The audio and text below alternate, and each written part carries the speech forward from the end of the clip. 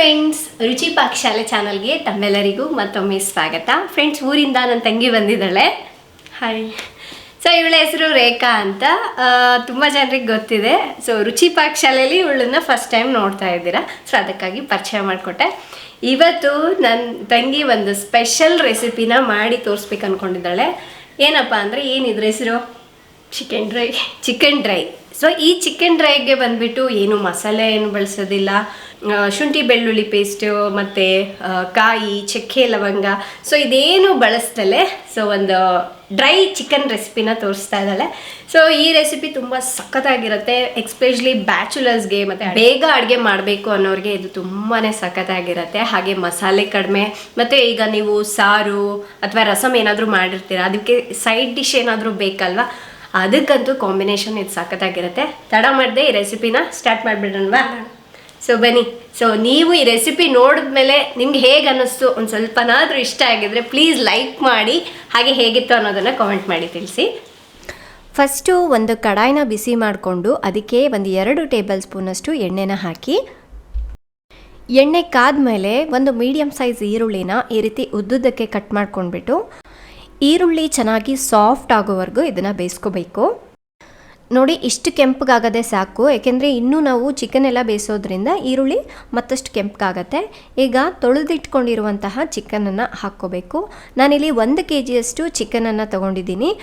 ಆದಷ್ಟು ನೀವು ಬೋನ್ಲೆಸ್ಗಿಂತ ಬೋನ್ ಇರೋದನ್ನು ತೊಗೊಂಡ್ರೆ ಟೇಸ್ಟು ತುಂಬ ಚೆನ್ನಾಗಿರುತ್ತೆ. ಕೆಲವರು ಬೋನ್ಲೆಸ್ಸೇ ಇಷ್ಟಪಡ್ತಾರೆ, ಸೊ ಅಂಥವರು ಬೋನ್ಲೆಸ್ನಲ್ಲೇ ಮಾಡ್ಕೋಬೋದು. ಚಿಕನ್ ಎಲ್ಲ ಹಾಕಾದ್ಮೇಲೆ ಇದನ್ನು ಚೆನ್ನಾಗಿ ಒಂದ್ಸಲ ಮಿಕ್ಸ್ ಮಾಡ್ಕೋಬೇಕು. ಸೊ ನಮ್ಮ ತಂಗಿ ಲೆಫ್ಟ್ ಹ್ಯಾಂಡೇ ಜಾಸ್ತಿ ಯೂಸ್ ಮಾಡೋದು. ಅವಳು ಬರೆಯೋದು ಕೂಡ ಅಷ್ಟೇ, ಕುಕ್ ಮಾಡೋದು ಲೆಫ್ಟ್ ಹ್ಯಾಂಡಲ್ಲೇ ಮಾಡ್ತಾಳೆ. ಹಾಗಾಗಿ ಅವಳಿಗೆ ಎಡಗೈಯಲ್ಲಿ ಮಾಡೋದೇ ಕಂಫರ್ಟಬಲ್ ಆಗಿರುತ್ತೆ. ಸರಿನಾ? ನೋಡಿ, ಈ ಥರ ಚಿಕನ್ನ ಚೆನ್ನಾಗಿ ಎಣ್ಣೆಯಲ್ಲಿ ಮಿಕ್ಸ್ ಮಾಡ್ಕೊಂಡಾದಮೇಲೆ ಇದಕ್ಕೆ 1 ಟೀ ಸ್ಪೂನಷ್ಟು ಉಪ್ಪನ್ನು ಹಾಕ್ಕೋಬೇಕು. ಹಾಗೆ ಒಂದು ಅರ್ಧ ಟೀ ಸ್ಪೂನಷ್ಟು ಅರಿಶಿನ ಪುಡಿಯನ್ನು ಹಾಕಿ ಇದನ್ನು ಮಿಕ್ಸ್ ಮಾಡ್ಕೋಬೇಕು. ನೋಡಿ, ಇನ್ನೇನು ನೀರು ಬಿಡಲಿಕ್ಕೆ ಸ್ಟಾರ್ಟ್ ಆಗಿದೆ ಅಲ್ವಾ ಚಿಕನ್ನಿಂದ, ಮತ್ತು ಇದಕ್ಕೆ ನೀರೇನು ಹಾಕೋ ಅಗತ್ಯ ಇಲ್ಲ. ಸೊ ಈ ಚಿಕನ್ನಿಂದ ನೀರು ಬಿಟ್ಟಿರುತ್ತಲ್ವ, ಅದರಲ್ಲೇ ಚೆನ್ನಾಗಿ ಕುದಿಸ್ಕೋಬೇಕು. ಎಲ್ಲಿವರೆಗೂ ಅಂದರೆ ಈ ಚಿಕನಲ್ಲಿ ಇರುವಂತಹ ನೀರೆಲ್ಲ ಚೆನ್ನಾಗಿ ಹಿಂಗೋವರೆಗೂ ಇದನ್ನು ಕುದಿಸ್ಕೋಬೇಕಾಗತ್ತೆ.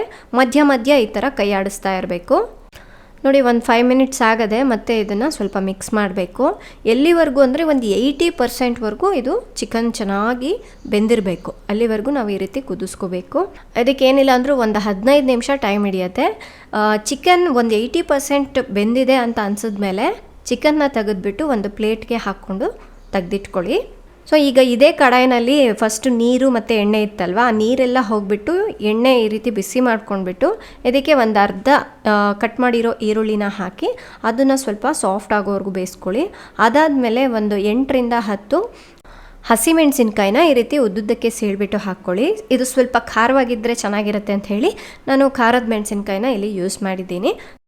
ಬೇಡ, ಸ್ವಲ್ಪ ಖಾರ ಕಡಿಮೆ ಬೇಕು ಅಂದರೆ ನೀವು ನೋಡಿಬಿಟ್ಟು ಹಾಕ್ಕೊಳ್ಳಿ. ಸ್ವಲ್ಪ ಹಸಿ ಕರಿಬೇವನ್ನು ಹಾಕಿಬಿಟ್ಟು ಇದನ್ನು ಕೂಡ ಲೈಟಾಗಿ ಮಿಕ್ಸ್ ಮಾಡಿ.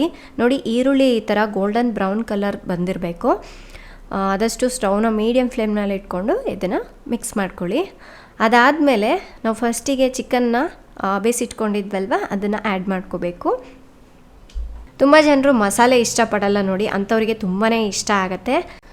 ಯಾವುದ್ರ ಜೊತೆ ಬೇಕಾದರೂ ಸರ್ವ್ ಮಾಡ್ಬೋದು, ಅಥವಾ ಈವ್ನಿಂಗ್ ಟೈಮ್ನಲ್ಲಿ ಹಾಗೆ ಬೇಕಾದರೂ ತಿನ್ಬೋದು. ನೋಡಿ, ಚಿಕನ್ ಹಾಕಿದ್ಮೇಲೆ ಒಂದು ಒಳ್ಳೆ ಮಿಕ್ಸ್ ಕೊಡೋಣ. ಇನ್ನೊಂದೇನು ಗೊತ್ತಾ, ಈ ಡ್ರೈಡ್ ಚಿಕನ್ ಇದೆ ಅಲ್ವಾ, ಸ್ವಲ್ಪ ಸ್ಪೈಸಿ ಆಗಿದ್ರೇ ಚೆನ್ನಾಗಿರುತ್ತೆ.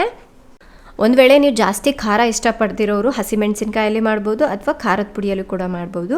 ಇಲ್ಲಿ ನೋಡಿ, ಮತ್ತೆ 2 ಟೀ ಸ್ಪೂನಷ್ಟು ಅಚ್ಚ ಖಾರದ ಪುಡಿಯನ್ನು ಹಾಕ್ತಾಯಿದ್ದೀನಿ. ಇನ್ನು ಅದಾದಮೇಲೆ 1 ಟೀ ಸ್ಪೂನಷ್ಟು ಗರಂ ಮಸಾಲ, 1 ಟೀ ಸ್ಪೂನಷ್ಟು ಧನಿಯಾ ಪುಡಿ, 1 ಚಿಟಿಕೆಯಷ್ಟು ಜೀರಿಗೆ ಪುಡಿ, ಅಂದರೆ ಜೀರಿಗೆನ ಹುರಿದ್ಬಿಟ್ಟು ಪುಡಿ ಮಾಡಿರೋವಂಥದ್ದು, ಹಾಗೆ 1 ಟೀ ಸ್ಪೂನಷ್ಟು ಚಿಕನ್ ಮಸಾಲ. ನೀವು ಯಾವ ಬ್ರ್ಯಾಂಡ್ ಬೇಕಾದರೂ ಯೂಸ್ ಮಾಡ್ಬೋದು, ಅಥವಾ ಮನೆಯಲ್ಲೇ ಮಾಡಿರುವಂತಹ ಚಿಕನ್ ಮಸಾಲ ಕೂಡ ಯೂಸ್ ಮಾಡ್ಕೋಬೋದು. ಈ ಮಸಾಲೆಗಳನ್ನೆಲ್ಲ ಹಾಕಾದ್ಮೇಲೆ ಒಂದು ಸಲ ಮಿಕ್ಸ್ ಮಾಡ್ಕೋಬೇಕು. ಇದು ಯಾಕೆ ಇಷ್ಟೊಂದು ಟೇಸ್ಟಿಯಾಗಿರುತ್ತೆ ಅಂದರೆ, ಸೊ ನಾವು ಆದಷ್ಟು ಎಣ್ಣೆಯಲ್ಲೇ ಬೇಯಿಸೋದ್ರಿಂದ ಚಿಕನ್ ಚೆನ್ನಾಗಿ ಅದು ಮಸಾಲೆಗಳೆಲ್ಲ ಹಿಡಿದ್ಬಿಟ್ಟು, ಸೊ ಎಣ್ಣೆಯಲ್ಲೇ ಬೇಯೋದ್ರಿಂದ ಸ್ವಲ್ಪ ಕ್ರಿಸ್ಪಿಯಾಗಿ ಸ್ವಲ್ಪ ಸಾಫ್ಟಾಗಿ ಚೆನ್ನಾಗಾಗತ್ತೆ. ನೋಡಿ, ಈ ಮಸಾಲೆ ಜೊತೆ ಚೆನ್ನಾಗಿ ಹೊಂದ್ಕೊಳ್ತಾ ಇದೆ ಅಲ್ವಾ, ಅದನ್ನು ಮಧ್ಯ ಮಧ್ಯ ಈ ಥರ ಮಿಕ್ಸ್ ಮಾಡ್ಕೋತಾ ಇರಿ. ಇನ್ನೂ ಒಂದು 2ರಿಂದ 3 ನಿಮಿಷ ಇದನ್ನು ಈ ರೀತಿ ಮಿಕ್ಸ್ ಮಾಡ್ತಾ ಬೇಯಿಸ್ಕೋಬೇಕು. ಇನ್ನು ಇದಕ್ಕೆ ಲಾಸ್ಟಿಗೆ ಒಂದು ಹಿಡಿಯಷ್ಟು ಕರಿಬೇವೆಲೆನ ಹಾಕಿ, ಇದರಿಂದ ಚಿಕನ್ ಫ್ಲೇವರ್ ಮತ್ತಷ್ಟು ಚೆನ್ನಾಗಿರುತ್ತೆ ಆ್ಯಂಡ್ ಕರಿಬೇವಿನ ಫ್ಲೇವರ್ ಇದೆ ಅಲ್ವಾ, ಚೆನ್ನಾಗಿ ಬಿಡುತ್ತೆ. ಚೆನ್ನಾಗಿ ಮಿಕ್ಸ್ ಮಾಡ್ಕೊಳ್ಳೋಣ ಇನ್ನೊಂದು ಸಲ. ಅಬ್ಬಬ್ಬ, ನೋಡ್ತಾ ಇದ್ರೇ ಬಾಯಲ್ಲಿ ನೀರು ಬರ್ತಾ ಇದೆ ಅಲ್ವಾ. ಸೊ ಕಲರ್ಫುಲ್ಲಾಗಿ ಸಖತ್ತಾಗಿದೆ. ಕರಿಬೇವು ಹಾಕಿಬಿಟ್ಟು 1 ನಿಮಿಷ ಈ ರೀತಿ ಕೈ ಆಡಿಸಿದ್ಮೇಲೆ ಸ್ಟವ್ನ ಆಫ್ ಮಾಡ್ಕೊಳ್ಳಿ. ಇದಕ್ಕೆ ಇನ್ನೇನು ಹಾಕೋದು ಬೇಡ.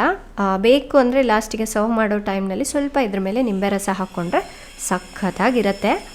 ಫ್ರೆಂಡ್ಸ್, ಇನ್ನೇನೀಗ ಬಿಸಿ ಬಿಸಿ ಡ್ರೈಡ್ ಚಿಕನ್ ರೆಡಿ ಆಗಿದೆ. ಸೊ ನಾನಂತೂ ತಡ ಮಾಡದೆ ಟೇಸ್ಟ್ ಮಾಡಿಬಿಡ್ತೀನಿ.